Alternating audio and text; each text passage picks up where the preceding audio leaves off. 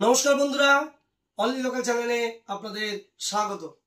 প্রতিদিনের মতো চেষ্টা করছি নতুন নতুন আপডেট দেওয়ার। হিয়ারিং সংক্রান্ত এই সিটিজেনশিপ অ্যামেন্ডমেন্ট অ্যাক্ট যে সকল অ্যাপ্লিক্যান্ট অ্যাপ্লাই করেছেন তাদের হিয়ারিং সংক্রান্ত বিভিন্ন প্রশ্ন থাকে। বিভিন্ন ভিডিওতে আগে হিয়ারিং সংক্রান্ত প্রশ্ন দিয়েছি, তবে প্রশ্নের তো শেষ থাকে না। এক এক সময় নতুন নতুন আপডেট আসে, নতুন নতুন জায়গায় নতুন নতুন কিছু জিজ্ঞাসা করে। সেই রকম জিজ্ঞাসা বিভিন্ন মানুষের জন্য আলোচনা করে যারা হিয়ারিং এ গিয়েছেন তাদের সঙ্গে কথাবার্তা বলে মোটামুটি প্রতিদিনের কিছু কিছু আপডেট রাখার চেষ্টা করি। সেই আপডেটই আপনাদের সামনে তুলে ধরি, যাতে সমগ্র পশ্চিমবাংলা জুড়ে যারা অ্যাপ্লিকেন্ট যারা করছেন বা বিভিন্ন জায়গায় তাদের যাতে সুবিধা হয়, সেই সুবিধার জন্যই কিন্তু আমার মতো এই চ্যানেল বা এই তথ্য জোগাড় করা। নতুন দুটো আপডেট দেব। একদম রিসেন্ট যে সাম্প্রতিক যে ইন্টারভিউগুলো হচ্ছে, সেই ইন্টারভিউগুলোতে বিশেষ প্রশ্ন হলো, আপনি যে ধর্মীয় সার্টিফিকেট দিয়েছেন, সেই ধর্মীয় সার্টিফিকেট দিয়েছেন সেই মন্দিরের প্রতিষ্ঠাতা, সেই মন্দিরের মহারাজের নাম কি, কিংবা মন্দিরের সেক্রেটারি বা প্রেসিডেন্টের নাম কি। অর্থাৎ ধর্মীয় সার্টিফিকেট যে অরিজিনাল দিয়েছেন কিনা, যেখান থেকে এনেছেন তার সম্বন্ধে আপনার জ্ঞান আছে কিনা। অর্থাৎ আপনারা যে ধর্মীয় সার্টিফিকেট দেবেন সেই ধর্মীয় সার্টিফিকেট কি করে পৌঁছাতে হয়। প্রশ্ন করেছে একটা জায়গায় যে হিয়ারিং এ, এই ধর্মীয় সার্টিফিকেট যেখান থেকে নিয়েছেন এখানে কি করে পৌঁছাবে বা কি করে যাওয়া যায়, আপনি কিভাবে গিয়েছিলেন। অর্থাৎ আপনি যেখান থেকে ধর্মীয় সার্টিফিকেট দেবেন সেই জায়গা সম্পর্কে আপনাকে একটু আপডেট থাকতে হবে। ধরুন আপনি কোন একটা মন্দিরের দিয়েছেন, সেই মন্দিরটা আপনি জানেন না, তখন আপনি কি করে দেবেন। সেই মন্দিরটা আপনি জানেন না, তখন আপনি কি করে জানাবেন। তাই হিয়ারিং এ যাওয়ার আগে যে মন্দিরের সার্টিফিকেট আপনি দিচ্ছেন সেই মন্দির সম্পর্কে আপনার একটু অবগতি হয়ে যেতে হবে।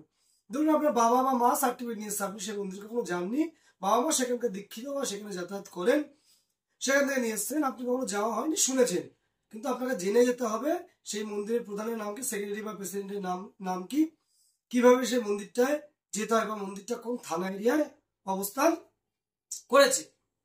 আরেকটা বড় আপডেট দেবো, মন্দির সংক্রান্ত আপডেট ছাড়াও একটা বড় আপডেট দেব। সেই আপডেটটা হলো, আপনারা যারা অ্যাপ্লিকেন্ট করছেন, যারা ডেট অফ এন্ট্রিটা অনেক পুরনো দেখিয়েছেন, মানে 75, 80, 85, 90 পুরাতন দেখিয়েছে, তারা কিন্তু একটু বেকায়দা পড়বেন বা পড়ছেন, সেটাও কিন্তু একটা বড় আপডেট। কারণ সাধারণত একটা প্রচলিত নিয়ম হয়ে গেছে, আমার ছেলে মেয়ে তো জন্ম সার্টিফিকেট আছে আছে মানে বানিয়ে নিয়েছি, আছে নয় মানে বানিয়ে নিয়েছি, কিন্তু এটা অরিজিনাল জন্ম সার্টিফিকেট, কিন্তু ছেলে মেয়ে জন্মেছে বাংলাদেশে, ইন্ডিয়ায় অরিজিনাল জন্ম সার্টিফিকেট। সেই সমস্ত ব্যক্তিরা কি করছে অ্যাপ্লিকেন্ট করার সময়, ও আমার ছেলে মেয়ে অরিজিনাল জন্ম সার্টিফিকেট আছে, ছেলে মেয়ের কোনো অসুবিধা হবে না, আমার ডেট অফ এন্ট্রি ছেলে মেয়ের জন্মের আগেই দেবো, কারণ সেই সময় আমার ডকুমেন্টস আছে, আমি দুদেশে পারাপার করতাম, এদেশে জমি কেনা ছিল, ওদেশে যেতাম, ওদেশে 6 মাস 1 বছর থাকতাম, এদেশে আসতাম, এইভাবে চলতো। এই ধরনের যারা সুবিধা নিয়েছিলেন এবং চাইছেন এখনো সুবিধা নেওয়ার পরেও আপনার শেষ ডেট অফ এন্ট্রি হয়তো 7 সাল, 8 সাল, 9 সাল, 10 সাল, তারপরে হয়তো আপনি বাংলাদেশে যাননি, কিন্তু তার আগে বহু সময় যাতায়াত ছিল এবং আপনার ছেলে মেয়ে জন্মেছে বাংলাদেশে, তার সত্ত্বেও আপনি এই দেশে জন্ম সার্টিফিকেট যেহেতু করে ফেলেছেন, ছেলে মেয়েকে লোকানোর জন্য আপনার ডেট অফ এন্ট্রি দিয়ে দিচ্ছেন 90 সাল বা তারও আগে, সেই সব ক্ষেত্রে কিন্তু সমস্যায় পড়বেন।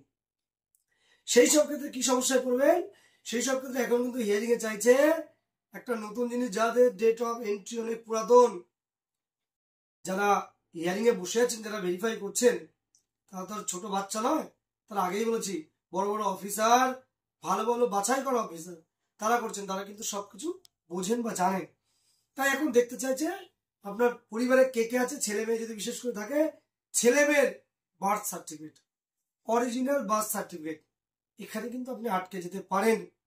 তাই বলবো ছেলে মেয়েকে লোকানোর জন্য, ছেলে মেয়ে হয়তো আপনার ছেলে মেয়ে, আপনার ভাবছেন আমার ছেলে মেয়ে তো ভালো কাজ করছে বা ভালো চাকরি করছে, ওকে সিএর আন্ডারে ঢোকাবো না। ছেলের জন্ম তো আপনার যদি বাংলাদেশে হয়ে থাকে, তাকে বাংলাদেশেই দেখান, অর্থাৎ তার বাংলাদেশেই তাকে দেখাবেন। আপনার ডেট অফ এন্ট্রি, তাহলে ছেলে যদি বাংলাদেশে হয় আপনার ডেট অফ এন্ট্রি কিন্তু বেশি পুরাতন হবে না, সেই ক্ষেত্রে আপনার ডেট অফ এন্ট্রি পুরাতন করতে যাবেন না। এরপরে আরো অনেক জটিলতা দেখা যায় কাগজের হেরফেরে, সেটা একদিন বুঝিয়ে দেবো কি ধরনের কাগজ যে জটিলতা দেখা দিচ্ছে পুরাতন কাগজ থাকলে।